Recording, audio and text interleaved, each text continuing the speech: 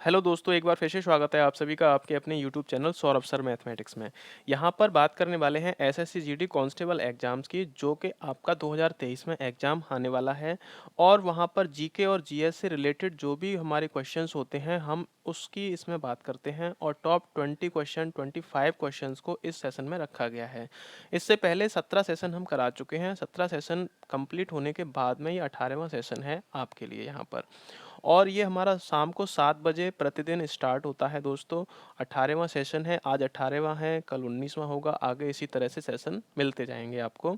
तो दोस्तों, चैनल पर पहली बार विजिट कर रहे हैं तो चैनल को सब्सक्राइब कर लें और पास में बेल आइकन को अवश्य दबा लें, जिससे कि आने वाले सेशन का नोटिफिकेशन आपको मिल सके। और यदि आप केवीएस है, सुपर टेट है, रेलवे है, पुलिस है, ऑल एग्जाम्स हैं, यानी कि आपने अगर यूपी पैट की भी तैयारी कर रहे हो, यूपी ट्रिपल एससी की अगर तैयारी कर रहे हो, तो ये सेशन आपके लिए काफ़ी महत्वपूर्ण होने वाला है। साथ ही सेशन में जितने भी क्वेश्चन होते हैं उनसे रिलेटेड जो भी फैक्ट होते हैं दोस्तों, उनको भी कवर किया जाता है। चलते हैं दोस्तों नए जोश के साथ नए क्वेश्चन पर। क्वेश्चन आता है आपका, कारखानों और अथवा खानों में कोई व्यक्ति नियुक्त नहीं किया जा सकता जब तक उसकी आयु कम से कम कितनी हो। कम से कम कितनी आयु तक उसे नियुक्त नहीं किया जा सकता है दोस्तों। ऑप्शंस देख लेते हैं। ऑप्शन ए है 12 वर्ष, ऑप्शन बी है 14 वर्ष, ऑप्शन सी 18 वर्ष, ऑप्शन डी 20 वर्ष। चार ऑप्शन दिए हैं दोस्तों, चार में से आपका एक आंसर करेक्ट है और आपको आंसर देना है। आंसर देने का तरीका आपका दोस्तों यह है, जैसे हमारा क्वेश्चन नंबर 1 है और एक क्वेश्चन का अगर आपको आंसर देना है तो 1 लिखें और ए या बी या सी या डी, कोई भी आप आंसर दोस्तों इसमें से दे सकते हो, ये आपका आंसर हो जाएगा। और आप हमें कमेंट जरूर करें। देखिए, यदि आप कमेंट नहीं करते हैं तो इसका मतलब ये नहीं है कि आप नहीं जानते हैं, आप जानते हैं और कमेंट नहीं करते हैं। अगर गलत कमेंट करते हैं तो जब तक आप गलत कमेंट नहीं करोगे तब तक सही कमेंट भी नहीं करोगे। तो दोस्तों, कमेंट जरूर किया करो। यदि आपकी गलत कमेंट भी होगी तो आगे आप उसमें सुधार करोगे और सही कमेंट भी करोगे और मेहनत करोगे, आगे बढ़ोगे, अपना पेपर क्लियर करोगे और सफलता को हासिल करोगे। तो दोस्तों, इसका आपको करेक्ट आंसर बताना है। करेक्ट आंसर इसका क्या है कि कोई अगर व्यक्ति है, उसकी कितनी आयु तक उसे कारखाने में नहीं जाने दिया जा सकता है। जब तक आप दोस्तों इसका आंसर कमेंट कीजिए 12 वर्ष, 14 वर्ष, 16, 18 वर्ष और 20 वर्ष। मैं आपको कारखाना अधिनियम के बारे में थोड़ा सा चर्चा कर लेता हूं, क्योंकि इससे रिलेटेड ज़्यादा फैक्ट नहीं आते हैं एग्जाम्स में, फिर भी कुछ न कुछ पूछ लिया जाता है। तो कारखाना जो अधिनियम आया था दोस्तों, वह 1948 में आया था दोस्तों। कब बना था? 1948 में कारखाना अधिनियम दोस्तों बना था। और इसमें जो संशोधन हुआ था दोस्तों, 1987 में संशोधन हुआ था दोस्तों। कब हुआ था? 1987 में संशोधन हुआ था। इसको पारित कब किया गया था दोस्तों? इसको अधिनियमित किसके द्वारा किया गया था? तो भारत की जो संसद है दोस्तों, क्या है? संसद। संसद के द्वारा इसको दोस्तों अधिनियमित किया गया था। किसको? कारखाना अधिनियम को। किसको? कारखाना अधिनियम को। कब कब बनाया गया था? तो 1948 में। इसमें संशोधन कब किया गया था? तो 1987 में इसमें संशोधन किया गया था। इसका उद्देश्य क्या था दोस्तों? तो कारखानों में व्यावसायिक सुरक्षा संबंधी नीतियां बनाने में यह सहायक था। व्यावसायिक और सुरक्षा संबंधी नीतियां बनाने में यह सहायक था। इसके स्पेशल मानदंड थे तो जो कि कारखाने के लिए बहुत ही महत्वपूर्ण थे, और जो कारखाना इन मानदंडों पर खरा उतरता था उसी को कारखाने की परमिशन मिलती थी, वही कारखाना बन सकता था। तो दोस्तों, कितनी वर्ष तक के बच्चों को वहां पर कम से कम आयु कितनी होनी चाहिए अगर कोई व्यक्ति वहां पर जाता है? तो दोस्तों, इसका आपको आंसर बताना है। फटाफट से आपने आंसर बता दिया होगा। तो इसका दोस्तों 14 वर्ष से अगर छोटा बच्चा है, उसको किसी भी कारखाने में या खान में काम करने के इजाजत नहीं देती है भारत सरकार। और कारखाना अधिनियम 1948 और संशोधित अधिनियम 1987, ये आपको याद रखना है कि 14 वर्ष से छोटा बच्चा कारखाना अधिनियम के अंतर्गत आता है।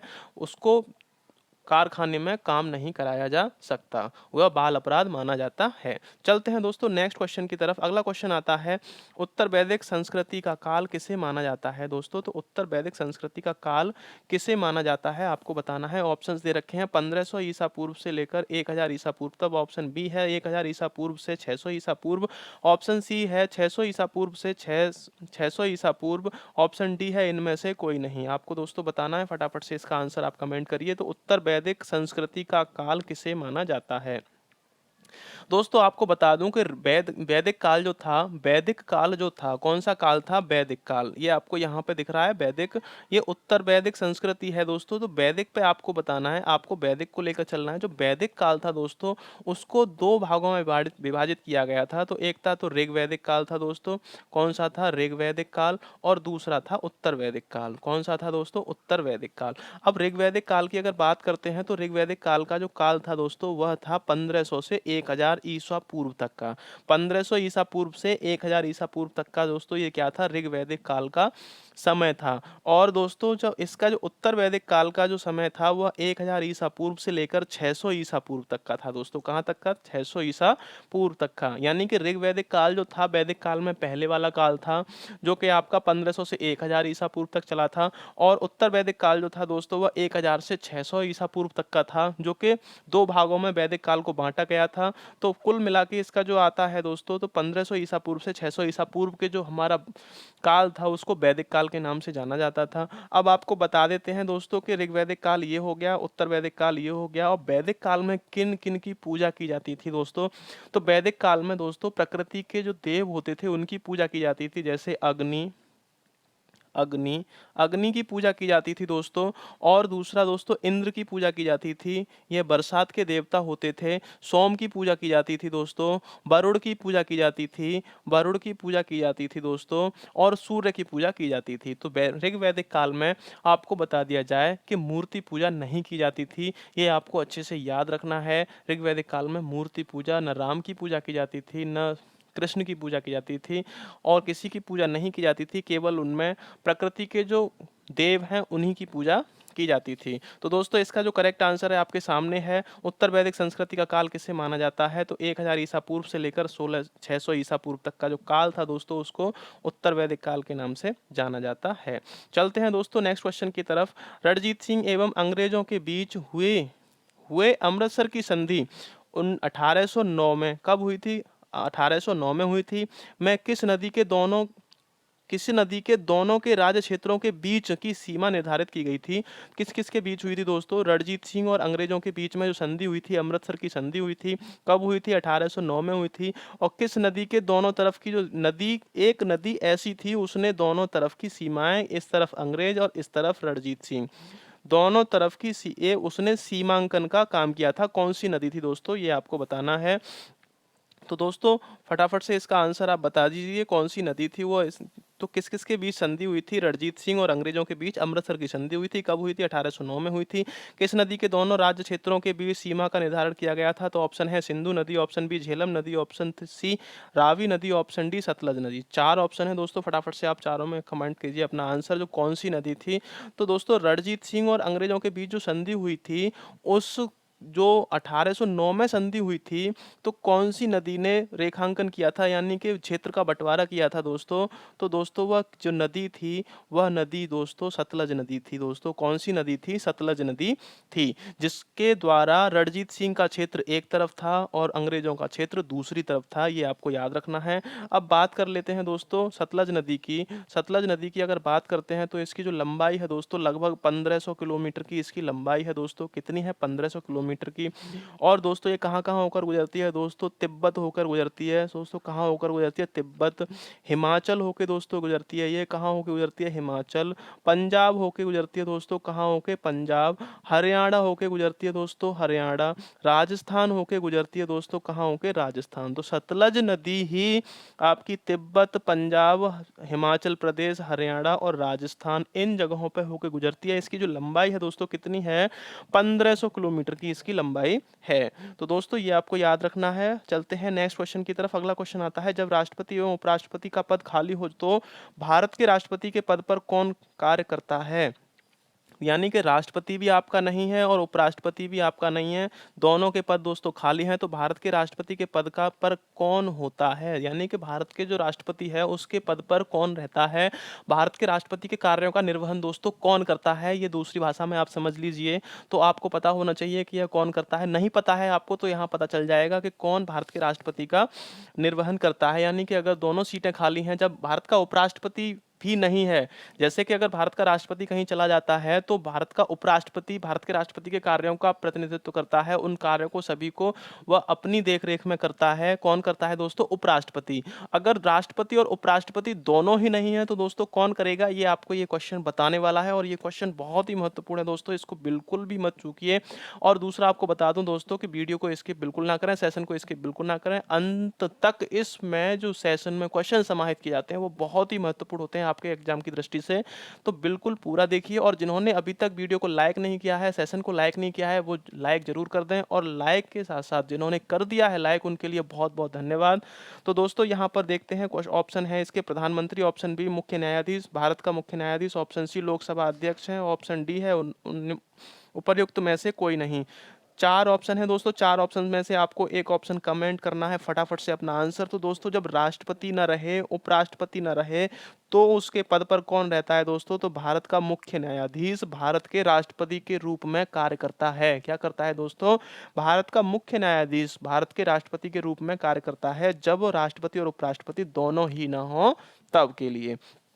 अब बात करते हैं दोस्तों यहाँ पर राष्ट्रपति की। तो राष्ट्रपति कौन है दोस्तों? यहाँ पर हमारे द्रौपदी मुर्मू हैं दोस्तों। कौन है? द्रौपदी मुर्मू। कौन है दोस्तों? द्रौपदी मुर्मू जो वर्तमान में राष्ट्रपति हैं। और उपराष्ट्रपति कौन है दोस्तों? तो वह जगदीप धनखड़ हैं। कौन है दोस्तों? जगदीप धनखड़। कौन है दोस्तों? जगदीप धनखड़ हैं। बात करते हैं प्रधानमंत्री की, तो श्री नरेंद्र मोदी हैं। कौन है दोस्तों? नरेंद्र मोदी हैं प्रधानमंत्री। अगर लोकसभा अध्यक्ष की बात की जाती है दोस्तों तो वह ओम बिड़ला हैं। कौन है दोस्तों? ओम बिड़ला। कौन है दोस्तों? ओम बिड़ला। अगर यहाँ पर बात की जाती है दोस्तों, किसकी बात की जाती है? यहाँ पर मुख्य न्यायाधीश की अगर बात की जाती है तो मुख्य न्यायाधीश कौन है अभी वर्तमान में? तो दोस्तों मुख्य न्यायाधीश जो हैं वह हैं डी वाई चंद्रचूड़।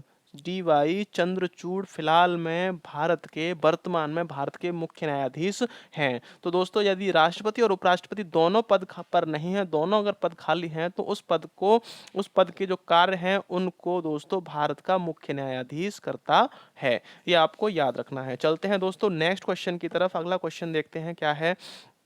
अखिल भारतीय सभा का गठन कब हुआ था दोस्तों? फटाफट से आप अपना आंसर कमेंट कीजिए कि अखिल भारतीय सभा जो थी उसका गठन कब हुआ था। ऑप्शन ए है 1936 में, ऑप्शन बी 1937 में, ऑप्शन सी 1938 में, ऑप्शन डी 1939 में। फटाफट से आप अपना आंसर कमेंट कीजिए दोस्तों। 5 क्वेश्चन है। अखिल भारतीय किसान सभा का गठन कब हुआ था दोस्तों, ये आपको बताना है। तो दोस्तों इसका जो गठन हुआ था, इसकी जो स्थापना हुई थी दोस्तों, वह 11 अप्रैल को हुई थी। 11 अप्रैल को हुई थी दोस्तों। कब हुई थी? 11 अप्रैल को हुई थी। और कौन सी सन में हुई थी दोस्तों? कौन सी सन में हुई थी दोस्तों? बताइए फटाफट से, कौन सी सन में हुई थी? तो 1936 में दोस्तों हुई थी। कब हुई थी? 1936 में। 11 अप्रैल 1936 ईस्वी में किसकी स्थापना हुई थी दोस्तों? अखिल भारतीय किसान सभा की स्थापना हुई थी। और दोस्तों ये किसने की थी? तो स्वामी सहजानंद स्वामी स्वामी स्वामी सहजानंद सहजानंद स्वामी सहजानंद सरस्वती स्वामी सहजानंद सरस्वती के द्वारा इसकी जो है गठन किया गया था दोस्तों। और इसके जो तत्कालीन सचिव थे दोस्तों, इसके तत्कालीन सचिव थे वो एन जी रंगा इसके तत्कालीन सचिव थे। तो अखिल भारतीय सभा की गठन जब कब हुआ था दोस्तों? तो 11 अप्रैल 1936 में हुआ था। और स्वामी सहजानंद सरस्वती ने इसका गठन किया था दोस्तों। और एन जी रंगा इसके तत्कालीन एन जी रंगा कौन थे दोस्तों? सचिव चुने गए थे। चलते हैं दोस्तों नेक्स्ट क्वेश्चन की तरफ। अगला क्वेश्चन है, मामल्लपुरम किसका समानार्थी है? मामल्लपुरम किसका समानार्थी है? ऑप्शंस देख लेते हैं। ऑप्शन ए है महाबलीपुरम, ऑप्शन बी है उज्जैनी, ऑप्शन सी है Madurai, option D Kalyani. 4 option दिए हैं दोस्तों, फटाफट से आप अपना आंसर कमेंट कीजिए। 4 ऑप्शन है। मामल्लपुरम किसका समानार्थी है दोस्तों? फटाफट से आप अपना आंसर कमेंट कीजिए। तो इसमें ऑप्शन दोस्तों, मामल्लपुरम जो समानार्थी है वह महाबलीपुरम का समानार्थी है दोस्तों। किसका है? महाबलीपुरम का समानार्थी है। और महाबलीपुरम क्या है? तो दोस्तों महाबलीपुरम तमिलनाडु तमिलनाडु राज्य का ये क्या है, सिटी है दोस्तों, क्या है, सिटी है। तमिलनाडु राज्य का क्या है, सिटी है। कौन है दोस्तों, महाबलीपुरम। महाबलीपुरम की अगर बात आपने सुनी होगी, इतिहास अगर पढ़ा होगा तो दोस्तों महाबलीपुरम पल्लव राजाओं की राजधानी हुआ करता था। क्या दोस्तों, पल्लव राजाओं की राजधानी हुआ करता था। यहाँ पत्थरों को काटकर मंदिर बनाया गया था दोस्तों, क्या बनाया गया था, पत्थरों को काटकर मंदिर बनाया गया था।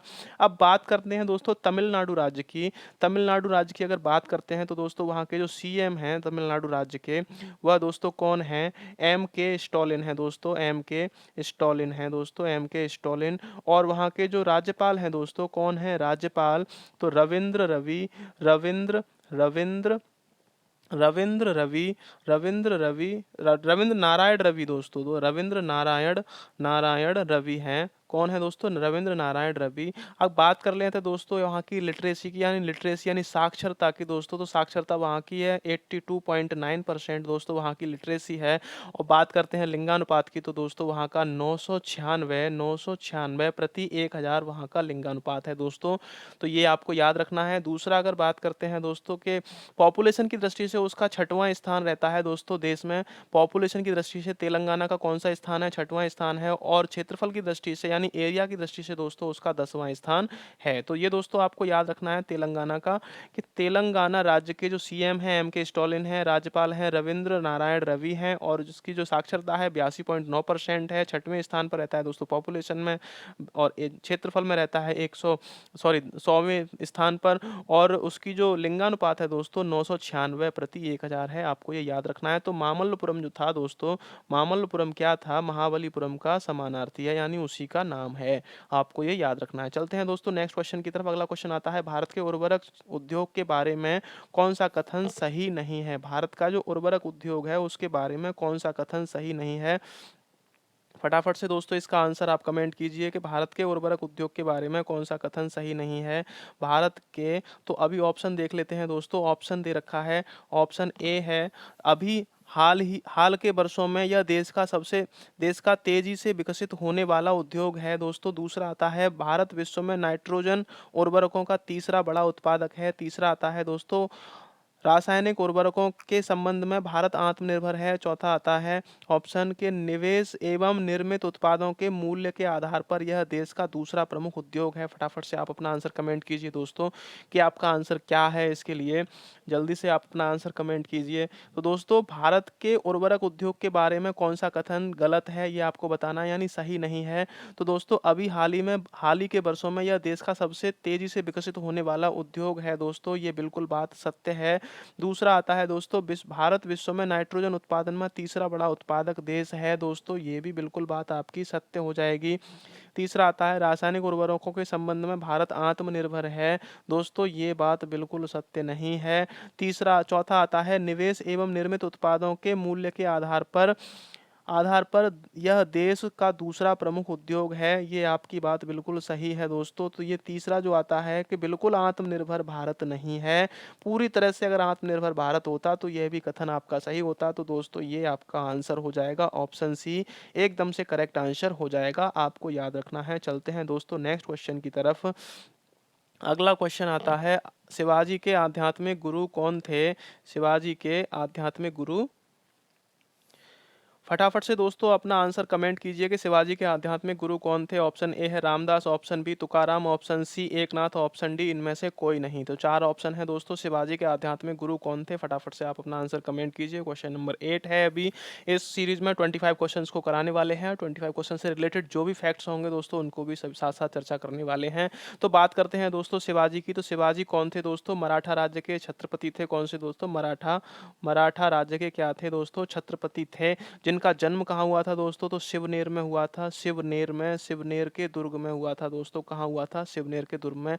और इनकी जो समाधि है दोस्तों रायगढ़ में है दोस्तों। कहाँ पर है, रायगढ़ में इनकी क्या है दोस्तों, समाधि है। इनके जो पिता का नाम था दोस्तों, इनके पिता का जो नाम था वह शाहजी था दोस्तों। क्या था, शाहजी इनके पिता का नाम था। और इनकी जो माता का नाम था दोस्तों, इनकी जो माता का नाम इनकी जो माता का नाम था दोस्तों वह जीजाबाई था दोस्तों। क्या नाम था? जीजाबाई। किसकी माता का नाम था दोस्तों? यह शिवाजी की माता का नाम था जीजाबाई। और दोस्तों इनके बारे में एक बात मैं और बता दूं कि औरंगजेब ने आगरा में इन्हें बंदी बना लिया था दोस्तों। क्या किया था? औरंगजेब ने आगरा में बंदी बना लिया था। और इनकी इनकी जो इनकी रखवाली के लिए दोस्तों इनके 5,000 सैनिकों को लगा दिया था इनकी रखवाली के लिए। फिर भी इन्होंने अपनी बुद्धि का इस्तेमाल करते हुए, अपने साहस का इस्तेमाल करते हुए वहां से भी यह इतने 5,000 सैनिकों के रखवाली होते हुए भी और ये अपने अदम्य साहस की वजह से वहां से भी यह भाग गए थे दोस्तों। तो ये आपको याद रखना है। तो शिवाजी के आध्यात्मिक गुरु कौन थे दोस्तों? फटाफट आपको बताना है। तो ऑप्शन ए रामदास, तुकाराम, एकनाथ और इनमें से कोई नहीं। दोस्तों फटाफट इसका आंसर बताइए। तो इसका आंसर है दोस्तों रामदास। ऑप्शन ए एकदम करेक्ट आंसर हो जाएगा। तो शिवाजी के जो आध्यात्मिक गुरु थे दोस्तों वो कौन थे? रामदास थे। चलते हैं दोस्तों नेक्स्ट क्वेश्चन की तरफ। अगला क्वेश्चन आता है, भारत के लिए नियोजित अर्थव्यवस्था नामक पुस्तक का लेखक कौन है? तो भारत के लिए नियोजित अर्थव्यवस्था है दोस्तों। यहाँ पर भारत के लिए नियोजित अर्थव्यवस्था के नामक पुस्तक का लेखक कौन है? ऑप्शन है दोस्तों श्रीमन नारायण, ऑप्शन बी है Shri M N Roy, option C है sir M Visvesvaraya, option D है जयप्रकाश नारायण। तो 4 ऑप्शन है दोस्तों, फटाफट से आप अपना आंसर कमेंट कर दीजिए। 4 ऑप्शंस में से कौन सा आंसर आपका सही है? तो दोस्तों भारत के लिए नियोजित अर्थव्यवस्था नामक पुस्तक का लेखक कौन है? श्रीमन नारायण हैं, श्री एम.एन. रॉय हैं, सर एम विश्वेश्वरैया हैं या जयप्रकाश नारायण हैं? आपको ये बताना है। तो दोस्तों इसका जो करेक्ट आंसर है दोस्तों सर एम विश्वेश्वरैया भारत के लिए नियोजित अर्थव्यवस्था के एक लेखक हैं। अब बात कर लेते हैं दोस्तों विश्वेश्वरैया की। तो दोस्तों इन्हें 1955 में दोस्तों क्या मिला था? भारत रत्न मिला था दोस्तों। क्या मिला था? भारत रत्न। और इनके जो जन्म दिवस को दोस्तों क्या मनाया जाता है? इनके जन्म दिवस वाले दिन इंजीनियर्स डे मनाया जाता है दोस्तों, यानी अभियंता अभियंता अभियंता दिवस दोस्तों इनके जन्मदिन वाले दिन मनाया जाता है, अभियंता दिवस। और इनका जो दोस्तों जन्म हुआ था वह 15 सितंबर 1860 में इनका जन्म हुआ था। तो अभियंता दिवस दोस्तों कब मनाया जाता है? तो वह 15 सितंबर को मनाया जाता है। ये आपको याद रखना है दोस्तों, कब मनाया जाता है? 15 सितंबर को अभियंता दिवस मनाया जाता है। और किसकी यादगार में मनाया जाता है? तो सर एम विश्वेश्वरैया की जन्म दिवस के रूप में इसको मनाया जाता है। तो भारत के लिए नियोजित अर्थव्यवस्था नामक पुस्तक के जो लेखक हैं सर एम विश्वेश्वरैया हैं। चलते हैं दोस्तों नेक्स्ट क्वेश्चन पर। यह जीएस का लास्ट क्वेश्चन रहेगा। इसके बाद में दोस्तों आएंगे आपके साइंस के क्वेश्चंस, उनको भी बड़े मज़े से देखेंगे। और जो भी क्वेश्चन हैं आपके एग्जाम से रिलेटेड हैं दोस्तों, यह फालतू के क्वेश्चन नहीं है। और यहाँ पर देखो बात करते हैं क्वेश्चन नंबर 10 की, कि गुजरात विजय की यादगार में अकबर ने किसका निर्माण करवाया था? दोस्तों बताना है आपको। गुजरात विजय, कौन सी विजय है? गुजरात विजय। तो गुजरात विजय की यादगार में अकबर ने किसका निर्माण करवाया था दोस्तों? ऑप्शन ए है बड़ा इमामबाड़ा, ऑप्शन बी है बुलंद दरवाजा, ऑप्शन सी है जामा मस्जिद, ऑप्शन डी है सिद्दी बशीर। 4 ऑप्शन है दोस्तों, फटाफट से आप अपना आंसर कमेंट कीजिए। क्वेश्चन नंबर 10 का आपका आंसर क्या हो सकता है दोस्तों? तो गुजरात विजय की अगर बात की जाती है दोस्तों, तो अकबर ने वह निर्माण किसका करवाया था दोस्तों? आपको बताना है। हम बात कर लेते हैं जब तक अकबर की। तो अकबर जो था दोस्तों मुगल सम्राट था। कौन था दोस्तों? मुगल सम्राट था दोस्तों। कौन था दोस्तों? मुगल सम्राट था अकबर। और यह कितने नंबर का शासक था दोस्तों? यह तीसरे नंबर का मुगल सम्राट था। कौन था दोस्तों? तीसरे नंबर का। सबसे पहले बाबर, उसके बाद हुमायूं और उसके बाद अकबर। तीसरे नंबर पर यह अकबर मुगल सम्राट था। इसका जो जन्म हुआ था दोस्तों अमरकोट में हुआ था। कहाँ हुआ दोस्तों? अमर कोट में इसका जन्म हुआ था दोस्तों। किसका जन्म हुआ था? अकबर का जन्म उमरकोट में हुआ था दोस्तों, जो कि वर्तमान में पाकिस्तान में है दोस्तों। कहाँ पर है? पाकिस्तान में है दोस्तों। कहाँ पर है? पाकिस्तान में। और इसका जन्म जब कब हुआ था दोस्तों, ये क्वेश्चन पूछ लिया जाता है कि अकबर का जन्म कब हुआ था। तो दोस्तों 1542 में इसका जन्म हुआ था दोस्तों। कब हुआ था? 1542 में इसका जन्म हुआ था। और दोस्तों इसकी जो मृत्यु हुई थी वह फतेहपुर सीकरी में हुई थी दोस्तों। कहाँ पर हुई थी?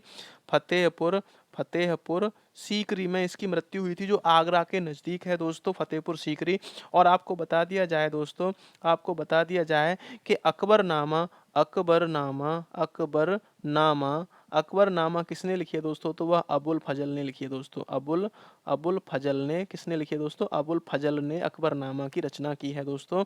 ये आपको याद रखना है। अब बात कर लेते हैं दोस्तों यहाँ पर इसकी कि जो गुजरात विजय के लिए यादगार अकबर ने किसका निर्माण करवाया था दोस्तों? वो बुलंद दरवाजे का निर्माण करवाया था। और बुलंद दरवाजा दोस्तों कहाँ पर है? वह फतेहपुर सीकरी में है दोस्तों। कहाँ पर है?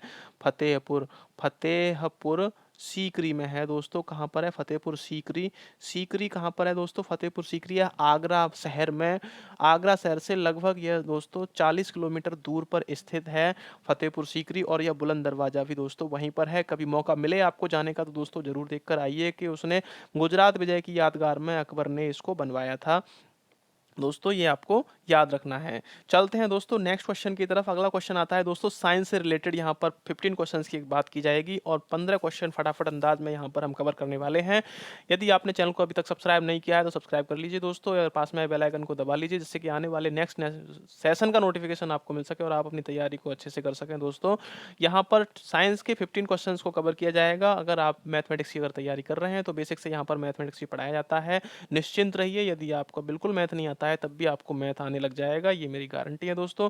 फटाफट से यहाँ पर चलिए, तो इस साइंस के क्वेश्चन है। क्वेश्चन नंबर पहला है यहाँ पर आपका स्टार्ट होता है सेशन में कि न्यूनतम संभवन ताप है। तो न्यूनतम संभवन यानी कि ताप कितना कम डिग्री तक जा सकता है, कौन सा ताप न्यूनतम संभवन ताप है? ऑप्शन ए दे रखा है माइनस का 273 डिग्री सी, ऑप्शन बी है 0 डिग्री सी, ऑप्शन सी है माइनस का 300 डिग्री सी, ऑप्शन डी है 1 डिग्री सी। तो न्यूनतम संभवन ताप कितना है, यानी कितना तक तापमान हमारा गिर सकता है? न्यूनतम संभवन ताप, कितना ताप हमारा गिरता हुआ संभव है, इससे अधिक ताप संभव नहीं है। तो दोस्तों आपको बताना है ए बी सी डी। ये तो साइंस से रिलेटेड क्वेश्चंस हैं, ये तो सभी को ज्यादातर नॉर्मली आते हैं, क्योंकि साइंस हमारे इर्द गिर्द घूमने वाली एक क्या है, एक क्रिया है। जो हम करते हैं वह साइंस है, और हमारे चारों तरफ साइंस घूमती है। प्रकृति में है तो साइंस है, वहां पर अगर हम कुछ खा रहे हैं तो उसमें साइंस है, कुछ कर रहे हैं तो उसमें साइंस है, हर जगह इन्वॉल्व होती है दोस्तों साइंस। साइंस से आज तक कोई अछूता नहीं रहा है। तो दोस्तों यहाँ पर बताइए आप अपना आंसर, कौन सा आंसर आपका हो जाएगा सही? न्यूनतम संभवन ताप है। तो दोस्तों यहाँ पर जो न्यूनतम संभवन ताप है वह आपका हो जाएगा माइनस के 273 डिग्री सी। माइनस के 273 डिग्री सी जो ताप है वह न्यूनतम संभवन ताप है। अब यहाँ पर ताप की दोस्तों बात कर लेते हैं। ताप की यहाँ पर बात कर लेते हैं दोस्तों। तो ताप की क्या बात की जाती है? पानी का जो हिमांक होता है, पानी का जो हिमांक यानी पानी बर्फ में कितने डिग्री सी टेम्परेचर, कितने डिग्री सेल्सियस टेम्परेचर पर पानी जम जाता है दोस्तों, तो वह 0 डिग्री सेल्सियस पर पानी क्या होता है दोस्तों? पानी का ये हिमांक हो जाएगा दोस्तों। क्या हो जाएगा? हिमांक, पानी का हिमांक हो जाएगा। और दोस्तों पानी का जो क्वथनांक होता है, पानी का जो क्वथनांक होता है वह 100 डिग्री सेल्सियस होता है दोस्तों। क्या होता है? 100 डिग्री सेल्सियस। क्योंकि 100 डिग्री सेल्सियस अगर पानी हमारा गर्म हो जाता है तो उसकी अवस्था परिवर्तित होने लगती है, यानी कि वह भाप बनकर उड़ने लगता है दोस्तों। ये आपको याद रखना है। तो न्यूनतम संभवन ताप कितना होता है? Minus 273 degree C. पानी का जो हिमांक होता है वह 0 डिग्री सी होता है। और पानी का जो क्वथनांक होता है यानी बॉइलिंग पॉइंट, इसको बोल सकते हैं दोस्तों बॉइलिंग पॉइंट क्वथनांक को, तो वह 100 डिग्री सी होता है। आपको ये याद रखना है। ये बहुत ही छोटे छोटे क्वेश्चन है, और इन्हीं क्वेश्चंस में आप अटक जाते हो तो आपका सिलेक्शन रुक जाता है। तो दोस्तों चलते हैं नेक्स्ट क्वेश्चन की तरफ। अगला क्वेश्चन आता है, सेकंड नंबर क्वेश्चन है, NaOH सूत्र वाले रासायनिक यौगिक का सामान्य नाम है। बताना है आपको NaOH सूत्र वाले यौगिक का सामान्य नाम है। कौन सा नाम है? ऑप्शन ए है कास्टिक सोडा, ऑप्शन बी है कास्टिक पोटास, ऑप्शन सी है सोडा एस, ऑप्शन डी है सोडियम हाइड्रोक्साइड, या कास्टिक सोडा, या कास्टिक पोटास, या सोडा एस। चार में से आपको फटाफट से आंसर बताना है दोस्तों कि NaOH, इसको NaOH यानी कि अगर आपने थोड़ा सा भी केमिस्ट्री को पढ़ा है तो दोस्तों NaOH से ही आप समझ जाएंगे कि यह सोडियम हाइड्रोक्साइड है। क्या है दोस्तों? Sodium hydroxide. सोडियम हाइड्रोक्साइड दोस्तों ये क्या है? हमारा रासायनिक नाम है, केमिकल नेम है दोस्तों इसका सोडियम हाइड्रोक्साइड। लेकिन इसमें पूछा क्या है दोस्तों, ये आपको ध्यान देना है। तो सामान्य नाम पूछा है दोस्तों, यानी सिंपल नेम पूछा है। इसको जनरल भाषा में हम बोलते क्या हैं, ये इसने पूछा है दोस्तों। तो यहाँ पर आपका ये कास्टिक सोडा हो जाएगा दोस्तों। क्या हो जाएगा? Caustic soda. NaOH होता है दोस्तों कास्टिक सोडा, इसका सामान्य नाम होता है। और सोडियम हाइड्रोक्साइड जो इसका नाम होता है दोस्तों वह केमिकल नाम होता है, यानी रासायनिक नाम होता है। तो NaOH सूत्र वाले रासायनिक यौगिक का नाम क्या है? तो दोस्तों कास्टिक सोडा है। अब कास्टिक सोडा किसके काम आता है है दोस्तों, ये आपको बताना है। तो कास्टिक सोडा दोस्तों कपड़े धोने के काम आता है, किसके काम आता है? कपड़े धोने के काम आता है दोस्तों। और कास्टिक सोडा दोस्तों इसका दूसरा नाम भी बता देता हूँ मैं, तो इसका नाम दाहक सोडा भी कहा जाता है दोस्तों, इसको दाहक सोडा क्या कहा जाता है दोस्तों? इसको दाहक सोडा भी कहा जाता है। और ये दोस्तों कैसा होता है? ये क्षारीय होता है। कैसा होता है दोस्तों? यह क्षारीय होता है। तो कास्टिक सोडा ज्यादातर दोस्तों कपड़े धोने के काम आता है, ये आपको याद रखना है। चलते हैं दोस्तों थर्ड क्वेश्चन पे। अगला क्वेश्चन है, चेचक के प्रति टीकाकरण में समावेश किया जाता है। तो क्या समावेश किया जाता है? चेचक के प्रति टीकाकरण में समावेश किया जाता है। ऑप्शन दे रखे हैं, हर जर्मों का, ऑप्शन बी है दुर्बल जर्मों का, ऑप्शन सी है जीवित प्रतिरक्षियों का, ऑप्शन डी है सक्रियत जर्मों का। तो फटाफट से आप इसका आंसर बताइए दोस्तों। 4 ऑप्शन है, ए बी सी डी, कौन सा आंसर कमेंट, आपका जो आंसर सही है उसे कमेंट कीजिए। और दोस्तों यदि आपने सेशन को लाइक नहीं किया है तो लाइक कर लीजिए, और जिन्होंने लाइक कर लिया है दोस्तों उनका काफ़ी धन्यवाद। तो दोस्तों चेचक के प्रति टीकाकरण का समावेश किया जाता है दोस्तों, किस चेचक के प्रति जो टीकाकरण है उसमें समावेश किया जाता है, किसका किया जाता है दोस्तों? तो जीवित प्रतिरक्षियों का समावेश किया जाता है दोस्तों। किसका किया जाता है? जीवित प्रतिरक्षियों का समावेश किया जाता है, ये आपको याद रखना है। चलते हैं दोस्तों नेक्स्ट क्वेश्चन की तरफ। दलहनी पौधे संबंधित हैं, दलहनी पौधे दोस्तों किससे संबंधित हैं? आपको बताना है कि दलहनी पौधे किससे संबंधित हैं। कंपोजिटी से हैं, या सोलेनेसी से हैं, या लेग्यूमिनोसी से हैं, या फिर रेफेनस से हैं? किससे संबंधित हैं, यानी कि उनका जो फैमिली है, उनका जो परिवार है वह क्या है? दलहनी पौधे। दलहनी पौधों से आपको दोस्तों पता होना चाहिए कि दलहनी पौधे कौन से होते हैं जिनसे हमें दाल मिलती है दोस्तों। क्या मिलती हैं? दाल मिलती हैं। जिन पौधों से हमें दाल मिलती हैं वह दलहनी पौधे होते हैं, जैसे अरहर हो गया, अरहर हो गया दोस्तों, अरहर। और दोस्तों चना हो गया, चना भी दलहनी है दोस्तों, मटर भी दलहनी है, और मसूर भी दलहनी है। यानी जो भी दालें जो भी हमें मोटे तौर पे मिलती हैं वह सभी दलहन होती हैं दोस्तों। सोयाबीन भी है, सोयाबीन, जिसे सोयाबीन प्रोटीन का प्रचुर मात्रा में स्रोत माना जाता है दोस्तों, सोयाबीन को।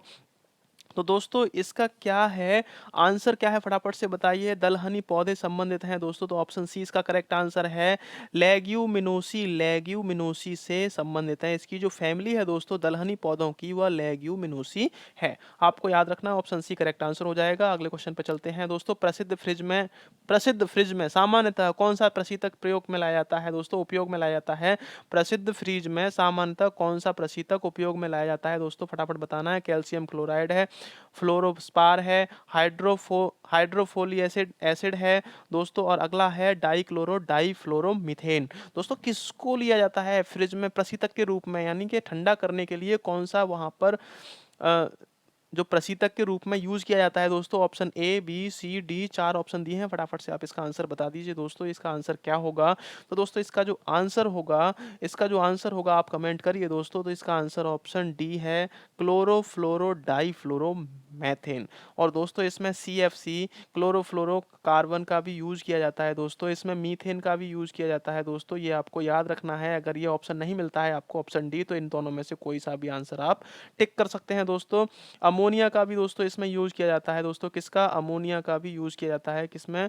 अमोनिया का भी यूज किया जाता है दोस्तों, किसमें यूज किया जाता है अमोनिया का? तो फ्रिज में यूज किया जाता है, ये आपको याद रखना है। तो डाइक्लोरो डाइफ्लोरोमीथेन का इसमें यूज होता है दोस्तों, ये आपको याद रखना है। चलते हैं दोस्तों नेक्स्ट क्वेश्चन की तरफ। अगला क्वेश्चन आता है, निम्नलिखित में से कौन सा कथन है? अब देखिए इसमें क्या कह रहा है, क्वेश्चन पढ़ने में थोड़ा सा अजीब लगेगा दोस्तों, तो यहाँ पर देखते हैं। निम्नलिखित में से कौन सा या से कथन है, कौन से कथन हैं, आपको ये बताना है दोस्तों कि कौन से इसमें कथन हैं। पहले क्वेश्चन कथन पढ़ लेते हैं। ऑप्शन ए है, किए गए कार्य व उत्पन्न ऊष्मा का अनुपात एक स्थिरांक होता है जिसे ऊष्मा का यांत्रिक तुल्यांक कहा जाता है। बिल्कुल अच्छी बात है, ये तो कथन हो गया दोस्तों आपका। दूसरा आता है, सेल्सियस पैमाने का आविष्कार सेल्सियस ने किया था। एकदम बढ़िया है, ये भी आपका कथन हो गया, ये भी आपका कथन हो गया। तीसरा देख लेते हैं दोस्तों, केल्विन पैमाने पर हिमांक 273 डिग्री केल्विन पर अंकित किया जाता है। तो 273 डिग्री केल्विन पर अंकित किया जाता है दोस्तों, ये भी आपका एकदम से कथन हो गया। तो इसका मतलब तीनों कथन इसके सही हैं, तो चौथा ऑप्शन इसका उपरोक्त सभी वाला एकदम से करेक्ट हो जाएगा दोस्तों, क्योंकि इसमें यह यांत्रिकी तुल्यांक के बारे में सही बात की गई है। सेल्सियस पैमाने का आविष्कार सेल्सियस ने किया था, ये भी सही बात है। केल्विन पैमाने का जो हिमांक होता है 273 डिग्री केल्विन पर किया जाता है दोस्तों, ये भी बिल्कुल एकदम सही है। तो दोस्तों चलते हैं नेक्स्ट क्वेश्चन की तरफ। अगला क्वेश्चन आता है माइटोकॉन्ड्रिया की भीतरी बलन कहलाती है। तो माइटोकॉन्ड्रिया की जो भीतरी बलन होती है दोस्तों वो क्या कहलाती है? फटाफट से आप अपना आंसर कमेंट कीजिए दोस्तों कि माइटोकॉन्ड्रिया की जो भीतरी बलन होती है वो क्या कहलाती है? माइटोकॉन्ड्रिया की भीतरी बलन क्या कहलाती है? ऑप्शन ए है cristae, option B oxysome, option C है मैट्रिक्स, ऑप्शन डी है माइक्रोसोम्स। दोस्तों फटाफट से आप अपना आंसर कमेंट कीजिए। आंसर करने का आपको तरीका पता ही है, जैसे 7वां क्वेश्चन है, 7वें क्वेश्चन का यदि ए है तो ए लिखेंगे, ए है तो ए लिखेंगे, बी है तो बी लिखेंगे, सी है तो सी लिखेंगे और डी है तो डी लिखेंगे। फटाफट से हमें आंसर कमेंट कर देंगे दोस्तों। कमेंट करने के साथ साथ वीडियो को लाइक भी कर देंगे। अगर चैनल पर पहली बार विजिट कर रहे हैं चैनल को सब्सक्राइब भी कर लेंगे और पास में आए बेल आइकन को जरूर दबा लें दोस्तों, जिससे कि आने वाला सेशन का नोटिफिकेशन आपको मिल सके और आपकी तैयारी एकदम बेहतरीन हो सके दोस्तों। हमारा यही उद्देश्य है कि आप अच्छे से अपनी तैयारी को करो और अपनी एक सीट किसी भी एग्जाम में हासिल करो। तो माइटोकॉन्ड्रिया की भीतरी बलन क्या कहलाती है दोस्तों? फटाफट से आप इसका आंसर बताइए। जब तक मैं बात कर लेता हूं माइटोकॉन्ड्रिया के बारे में, तो माइटोकॉन्ड्रिया को दोस्तों सूत्र कणिका भी कहा जाता है दोस्तों। क्या कहा जाता है? सूत्र कणिका। क्या कहा जाता है दोस्तों? सूत्र कणिका के नाम से भी माइटोकॉन्ड्रिया को जाना जाता है। और दोस्तों ये जीवाणु और नील हरित शैवाल को छोड़कर, किसको छोड़कर? जीवाणु, जीवाणु, जीवाणु और नील हरित शैवाल यानी शैवाल को छोड़कर, जीवाणु और शैवाल को छोड़कर यह सभी पादप और जंतुओं में पाया जाता है दोस्तों। कौन पाया जाता है? माइटोकॉन्ड्रिया सभी पादप और जंतुओं में पाया जाता है, जीवाणु और शैवालों को छोड़कर दोस्तों। और इसको दोस्तों कोशिका का पावर हाउस भी कहा जाता है दोस्तों। क्या कहा जाता है? कोशिका, कोशिका यानी जो सेल होती है दोस्तों, कोशिका का पावर हाउस भी कहा जाता है दोस्तों। क्या कहा जाता है? कोशिका का पावर हाउस भी कहा जाता है दोस्तों। और ये किसी भी कोशिका के अंदर पाया जाता है दोस्तों। इन दोनों को छोड़कर, जीवाणु और शैवालों को छोड़कर अन्य सभी में किसी भी कोशिका के अंदर यह पाया जाता है। इसकी जो खोज की थी दोस्तों, इसकी जो खोज की थी 1886 में इसकी खोज की थी दोस्तों। कब की थी? 1886 में। किसकी दोस्तों? माइटोकॉन्ड्रिया की।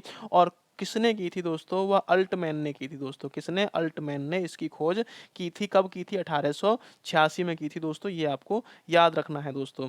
तो दोस्तों इसका जो आंसर हो जाएगा, माइटोकॉन्ड्रिया के भीतरी बलन को क्या कहा जाता है? तो दोस्तों इसका आंसर क्रिस्टी हो जाएगा। क्या हो जाएगा? क्रिस्टी की भीतरी बलन को क्रिस्टी कहा जाता है।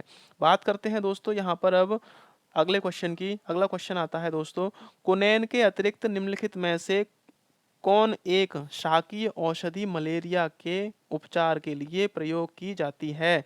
तो कुनैन के अतिरिक्त है दोस्तों। क्या है? कुनैन के अतिरिक्त निम्नलिखित में से कौन एक शाकीय औषधि मलेरिया के उपचार के लिए प्रयोग की जाती है? फटाफट से आप अपना आंसर कमेंट करेंगे। ऑप्शन ए है आर्टीथर, ऑप्शन बी है ग्लेस, ऑप्शन सी है ल्यूटिविट, ऑप्शन डी है सिनेरिया। 4 ऑप्शन है दोस्तों। फटाफट से आप इसका आंसर कमेंट कीजिए। तो किसके लिए, किसके उपचार के लिए दोस्तों यह यूज की जाती है? तो मलेरिया के लिए। किसके लिए यूज की जाती है दोस्तों? मलेरिया के लिए की जाती है दोस्तों यह यूज। अब बात कर लेते हैं दोस्तों मलेरिया की। मलेरिया की अगर बात करते हैं दोस्तों, तो यह किससे, मलेरिया रोग होता किससे है? तो मलेरिया जो होता है दोस्तों प्लाज्मोडियम परजीवी से होता है दोस्तों। किससे होता है? प्लाज्मोडियम से परजीवी से होने वाला रोग है दोस्तों। और मादा एनाफिलीज जो मच्छर होता है दोस्तों, मादा मादा एनाफिलीज जो मच्छर होता है दोस्तों, उससे यह होता है। और इसके दोस्तों लक्षण अगर मैं बताना चाहूँ तो लक्षण दोस्तों ये होते हैं, ध्यान से सुनिए। ठंड या सर्दी लगकर बुखार का आना दोस्तों होता है, सिर में दर्द होता है, उल्टी आना स्टार्ट होती हैं दोस्तों, और मन मचलाना आदि ऐसी परिस्थितियां दोस्तों सामने आती हैं जब मलेरिया हो जाता है। तो दोस्तों यहाँ पर इसका आपको करेक्ट आंसर बताना है कि कुनैन के अतिरिक्त निम्नलिखित में से कौन सा एक शाकीय औषधि मलेरिया के उपचार के लिए प्रयोग की जाती है दोस्तों। फटाफट से आप इसका आंसर कमेंट कर दिया होगा। तो इसका दोस्तों जो करेक्ट आंसर है, इसका जो करेक्ट आंसर है दोस्तों, वह इसका करेक्ट आंसर है आर्टीथर। आर्टीथर जो औषधि है, शाकीय औषधि है, यह मलेरिया के उपचार के लिए प्रयोग की जाती है। चलते हैं दोस्तों नेक्स्ट क्वेश्चन की तरफ। अगला क्वेश्चन आता है, सबसे बड़ी आंखें किस स्तनधारी की होती हैं दोस्तों? फटाफट से बताएंगे। सबसे बड़ी आंखें किस स्तनधारी की होती हैं? आंखें तो बहुत बड़ी बड़ी देखी होंगी, लेकिन सबसे बड़ी किसकी आंखें होती हैं ये आपको फटाफट बताना है। तो ऑप्शन ए है हिरन, ऑप्शन बी घोड़े, ऑप्शन सी ऊंट, ऑप्शन डी व्हेल की। 4 ऑप्शन है दोस्तों। फटाफट से अब ये मत समझ लेना कि यहाँ पे सबसे बड़ा जो जानवर होगा उसकी सबसे बड़ी आंख होगी, क्योंकि नॉर्मली हिसाब लगा लेते हैं दोस्तों कि सबसे बड़ा जो जानवर होगा उसकी सबसे बड़ी आंख होगी। तो यहाँ पर आप समझ लो कि ये नीली व्हेल है और व्हेल की सबसे बड़ी आंख हो जाएगी दोस्तों। तो फटाफट से इसका आंसर हम लगा देते हैं, लेकिन ऐसा आपको नहीं करना है दोस्तों। इस पर ध्यान लगाइए क्योंकि ये तो जनरल है, बिल्कुल एकदम से जनरल है दोस्तों। तो इसका जो आंसर है दोस्तों हिरन है। ऑप्शन ए इसका आंसर एकदम करेक्ट हो जाएगा। हिरन की जो आंख है दोस्तों, हिरन की जो आंख है वह सबसे बड़ी आँख होती है? किसकी पूछा है दोस्तों? स्तनधारी की पूछा है, तो हिरन की आँख सबसे बड़ी आँख होती है। चलते हैं दोस्तों नेक्स्ट क्वेश्चन की तरफ। अगला क्वेश्चन आता है, पेट्रोलियम से प्राप्त होने वाला मोम है। तो पेट्रोलियम से कौन-सा मोम प्राप्त होता है दोस्तों? ऑप्शन दे रखा है, कार्नोबा मोम ऑप्शन बी है, जोजोबा मोम ऑप्शन सी है, पैराफिन मोम ऑप्शन डी है, मधुमक्खी का मोम। 4 ऑप्शन है, फटाफट से आप अपना आंसर कमेंट कीजिए दोस्तों। पेट्रोलियम से प्राप्त होने वाला जो मोम है वह कौन-सा है? फटाफट से कमेंट कीजिए दोस्तों, कौन-सा है मोम? पेट्रोलियम से प्राप्त होने वाला जो मोम है। तो दोस्तों कार्नोबा मोम है या जोजोबा मोम है या पैराफिन मोम है या मधुमक्खी का मोम है? फटाफट आंसर कीजिए दोस्तों। इसका करेक्ट आंसर हो जाएगा पैराफिन मोम। क्या आंसर है दोस्तों? पैराफिन मोम। पैराफिन मोम इसका करेक्ट आंसर है। वो कहाँ से प्राप्त होता है दोस्तों? पेट्रोलियम से प्राप्त होता है दोस्तों। कहाँ से? पेट्रोलियम से प्राप्त होने वाला मोम कौन सा है? पैराफिन मोम है। अरे सीधा सीधा हिसाब लगा दीजिए, पी से पी को मिला दीजिए। पेट्रोलियम से क्या है? पैराफिन है। ये फटाफट से आपका आंसर हो जाएगा। चलते हैं दोस्तों नेक्स्ट क्वेश्चन की तरफ। अगला क्वेश्चन आता है, मानव आंख दृश्य प्रकाश के जिस तरंग दैर्ध्य के लिए सर्वाधिक सुग्राही है या सुग्राही होती है वह है। तो मानव आंख दृश्य प्रकाश के जिस तरंग दैर्ध्य के लिए सर्वाधिक सुग्राही होती है वह कौन सी है दोस्तों? फटाफट आंसर करना है। ऑप्शन ए है 6050 एंगस्ट्रॉन्ग दोस्तों, ये एंगस्ट्रॉन्ग है। और 5500 एंगस्ट्रॉन्ग है। और यह 4500 एंगस्ट्रॉन्ग है। और यह 7500 एंगस्ट्रॉन्ग है दोस्तों। तो मानव आंख है दोस्तों, क्या है ये? मानव आंख है।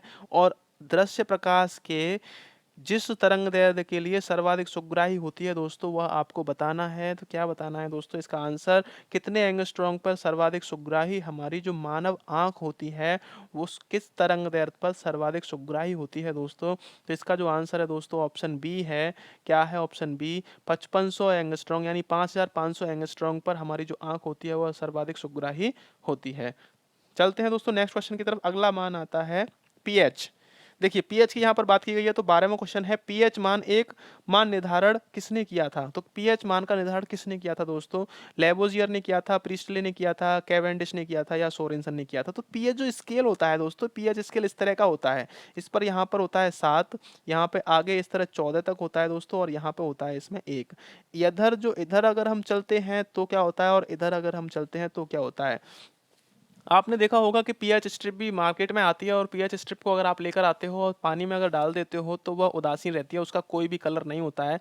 और इसमें अलग अलग तरह के दोस्तों कलरों में इसको डिवाइड कर दिया जाता है, पीएच स्केल वाली जो होती है स्ट्रिप।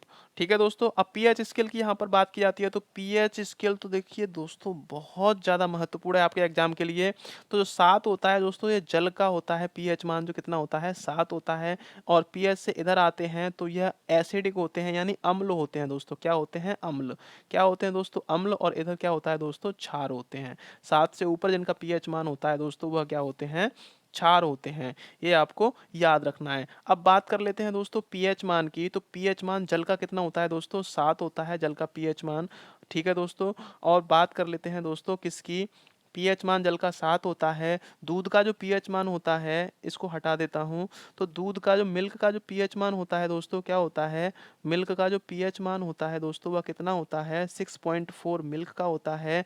अब आता है सिरका। सिरका का पीएच मान कितना होता है दोस्तों? तो वह सिरका का पीएच मान 3 होता है। और रक्त का सबसे ज़्यादा पूछा जाता है, रक्त का पीएच मान कितना होता है दोस्तों? सबसे ज़्यादा पूछा जाता है रक्त का पीएच मान कितना होता है? तो रक्त का 7.4 होता है। अगर वह आंसू की अगर बात करता है कि आंसू का पीएच मान कितना होता है, तो वह भी 7.4 होता है। पीएच मान पर मैं आपके लिए एक सेपरेट सेशन ले लूंगा, उसमें आपको बिल्कुल समझ में आ जाएगा, और मैं बिल्कुल जो भी पीएच मान होते हैं उन सबको मैं याद करवाऊंगा दोस्तों, परेशान मत होइए, पूरी तैयारी कराऊंगा।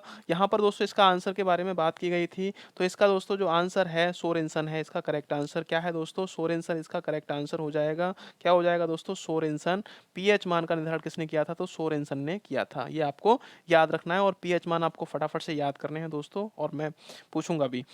अगला क्वेश्चन आता है दोस्तों कि गुणसूत्र शब्द प्रदान किया, किसने गुणसूत्र शब्द प्रदान किया था? ये आपको बताना है। ऑप्शन ए है हॉफमिस्टर ने, ऑप्शन बी है बाल्टेयर ने, ऑप्शन सी है सुटन ने, ऑप्शन डी है वैगनर ने। 4 ऑप्शन दिए हैं दोस्तों, फटाफट से आपको इसका आंसर कमेंट करना है। तो कि गुणसूत्र शब्द किसने प्रदान किया था दोस्तों? किसने प्रदान किया था? बाल्टेयर ने किया था, या हॉफमिस्टर ने किया था, या सुटन ने किया था, या वैगनर ने किया था? फटाफट इसका आंसर कमेंट कर दीजिए दोस्तों।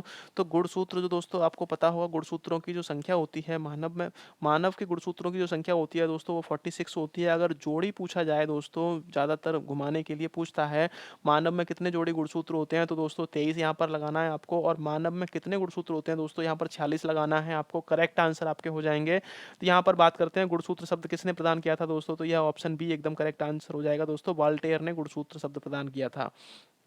चलते हैं दोस्तों नेक्स्ट क्वेश्चन की तरफ। अगला क्वेश्चन आता है, पराश्रव्य तरंगों को सबसे पहले किसने सीटी बजाकर उत्पन्न किया था दोस्तों। पराश्रव्य जो किरणें होती हैं उसको सबसे पहले किसने सीटी बजाकर उत्पन्न किया था दोस्तों। ऑप्शन देख लेते हैं। ऑप्शन ए है न्यूटन, ऑप्शन बी है गाल्टन, ऑप्शन सी है हर्ट्ज, ऑप्शन डी है फैराडे। 4 ऑप्शन दिए हैं दोस्तों, फटाफट से आपको इसका आंसर बताना है। जो कि पराश्रव्य जो तरंगें होती हैं दोस्तों, पराश्रव्य जो तरंगें होती हैं उसको सबसे पहले किसने सीटी बजाकर दोस्तों उत्पन्न किया था। फटाफट से आप अपना आंसर कमेंट कीजिए दोस्तों, किसने उत्पन्न किया था। न्यूटन ने किया था, गाल्टन ने किया था, या हर्ट्ज ने किया था, या फैराडे ने किया था। आप अपना आंसर जितनी जल्दी कमेंट कर देते हैं उतना जल्दी मैं और आगे बढ़ जाता हूं दोस्तों। यदि मेरे बोलने में या मेरी आवाज़ में कोई दिक्कत हो तो दोस्तों आप कमेंट करके हमें बता सकते हैं कि कोई अगर प्रॉब्लम आ रही है, आवाज़ नहीं आ रही है, तो उसको भी आप दोस्तों बता सकते हैं।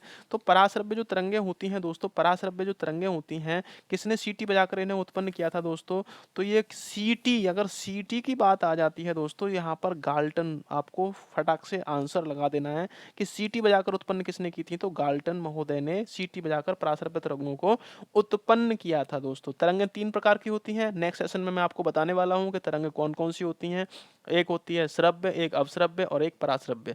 इनकी जो आवृत्तियां होती हैं उस पर भी मैं अगले सेशन में चर्चा करूंगा दोस्तों, तो चाहिएगा नहीं छोड़कर अगला सेशन जरूर देखिएगा। चैनल पर पहली बार विजिट करें, चैनल को सब्सक्राइब जरूर कर लीजिएगा। आगे आते हैं भैया, एप्पल आ गया यहाँ पर। तो एप्पल का यानी एप्पल तो आईफोन होता है, ये तो सबको पता है दोस्तों। आंसर इसका करेक्ट आंसर तो यही होगा, ठीक है। लेकिन एप्पल है क्या, ये तो आप समझ लीजिए दोस्तों कि एप्पल है क्या। यहाँ पर एप्पल, कौन से एप्पल की बात की गई है, सेब की बात की गई है या फिर एप्पल कोई अलग चीज है। तो यहाँ पर देख लीजिए एप्पल क्या है, एप्पल एक फल है। वाह क्या बात है भाई, फल खाने को मिल रहा है लास्ट में आज तो सेशन में। दूसरा आता है चौथी पीढ़ी का एक सुपर कंप्यूटर है। अरे यार ये सुपर कंप्यूटर कहाँ से आ गया। तीसरा है कंप्यूटर नेटवर्क है। अरे नेटवर्क भी होता है एप्पल, या फिर कंप्यूटर भाषा है। तो एप्पल है क्या, एक फल है चौथी पीढ़ी का, ये एप्पल लिखा है दोस्तों। चौथी पीढ़ी का एक सुपर कंप्यूटर है, कंप्यूटर नेटवर्क है, या कंप्यूटर भाषा है। 4 में से दोस्तों आपको आंसर कमेंट करना फटाफट से कि एप्पल है क्या दोस्तों। अब तो एप्पल एक अमेरिका की माइक्रोसॉफ्ट कंपनी भी है दोस्तों, वह अपने बहुत सारे मोबाइल फ़ोन चला रही है और सब एप्पल के दीवाने हैं। किसका फ़ोन है भाई, ये तो एप्पल का फ़ोन है। हाँ, तो सभी को एप्पल का फ़ोन चाहिए। तो दोस्तों यहाँ पर एप्पल एक फ़ोन की कंपनी भी है जो अमेरिका की है दोस्तों। तो यहाँ एक फल से इसकी तुलना नहीं करेंगे क्योंकि यहाँ एप्पल लिखा है। एप्पल क्या है दोस्तों, चौथी पीढ़ी का एक सुपर कंप्यूटर है। क्या है दोस्तों, चौथी पीढ़ी का एक सुपर कंप्यूटर है जिसे एप्पल के नाम से जाना जाता है दोस्तों। ये आपको याद रखना है। और एप्पल आपको वो नहीं जाना है जो अमेरिका की जो कंपनी है उसके ऊपर नहीं जाना है दोस्तों, यहाँ पर जाना है तो केवल एप्पल आपका चौथी पीढ़ी का सुपर कंप्यूटर है। यहाँ पर मोबाइल को भूल जाइए। ज़्यादातर आप मोबाइल का जब यूज करते हैं तो वहाँ पर मोबाइल में जैसे ही दिखता है ना कि ओ ये तो नया चीज़ आ गया, उस नई चीज़ को छोड़िए और अपने लक्ष्य की तरफ जाइए चलिए। क्योंकि नेट आपको समय निकलता चला जाता है, पता नहीं चलता है कि तैयारी हमारी कहाँ चल रही है। और इसी समय का सदुपयोग करिए, अपनी तैयारी को आगे बढ़ाइए। तो दोस्तों ये थे हमारे टॉप 25 क्वेश्चन। कितने थे दोस्तों, टॉप 25 क्वेश्चन जो कि आपके साथ में यहाँ डिस्कस हुए, जिससे रिलेटेड फैक्ट जो भी थे वो भी डिस्कस हुए। तो दोस्तों यदि चैनल पर पहली बार विजिट करें, चैनल को सब्सक्राइब कर लें और पास में बेल आइकन को अवश्य दबा लें, जिससे आने वाली वीडियो का नोटिफिकेशन सबसे पहले आपको मिल सके और आप अपनी तैयारी को अच्छे से बेहतर बना सकें। और अपनी एक सीट किसी भी एग्जाम में जिसकी आप तैयारी कर रहे हो उससे रिलेटेड किसी भी एग्जाम में आप अपनी सीट को पक्का कर सकें दोस्तों। तो इस सेशन में फिलहाल के लिए इतना ही, मिलते हैं नेक्स्ट सेशन में। आगे आने वाला सेशन आपका दोस्तों होगा 19 नंबर और शाम को 7 बजे बिल्कुल देखना ना भूलें दोस्तों। हर शाम 7 बजे आपको एक सेशन के माध्यम से आपसे मिलने आते हैं। तो दोस्तों मिलते हैं नेक्स्ट सेशन में, तब तक के लिए नमस्कार।